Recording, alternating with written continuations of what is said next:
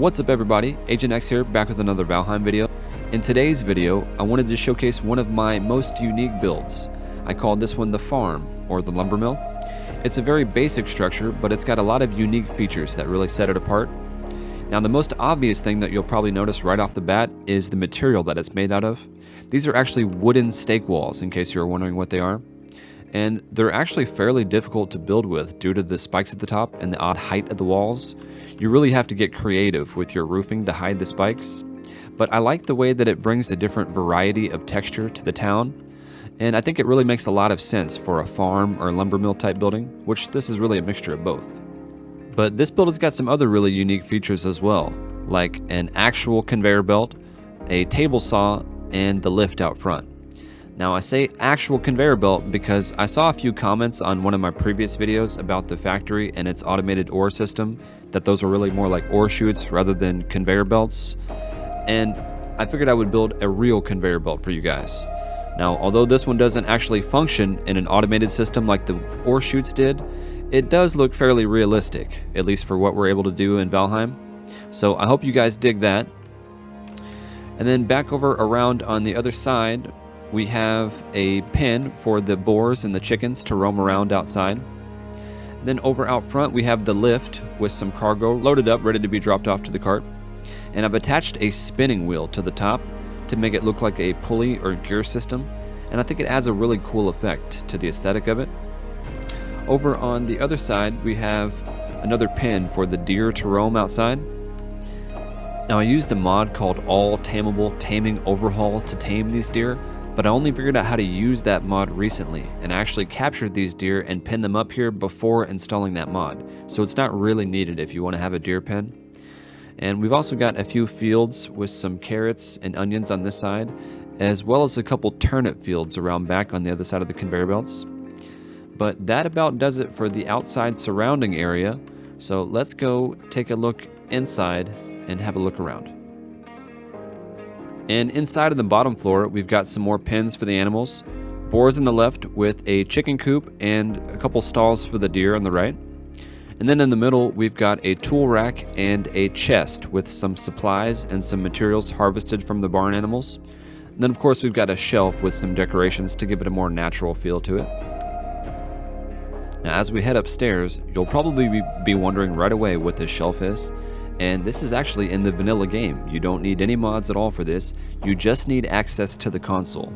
Now this is actually one of the new Diverger assets from the Mistlands. You can spawn this in by typing spawn Diverger props _ shelf into the console. And as you can see, it'll even let you put item stands on it so you can use it as an actual shelf.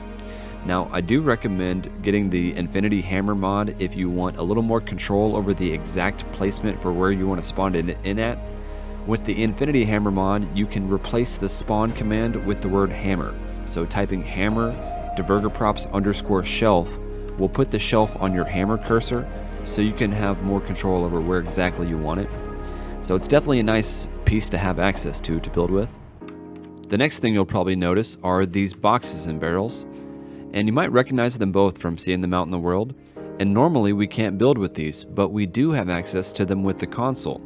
No mods are needed to spawn these in at all either. You just need to open the console and type spawn barrel or spawn Diverger props _ crate. Now like the shelf, you can use the Infinity Hammer mod if you want to give yourself better control for where exactly you want to place them. And that mod will even allow you to change the size of the crates. But again, you don't need that mod to spawn these pieces in. Over here, we've got a little table with some tools.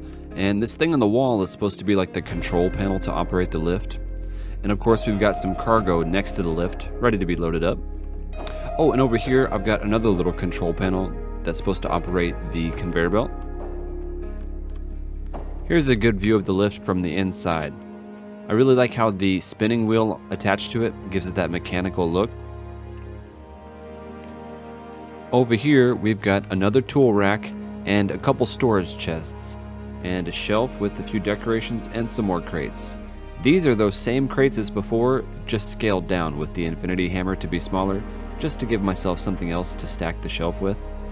On this side we've got the workshop area with the table saw, and this table saw is made using the grinding wheel forge upgrade, which I think looks pretty cool.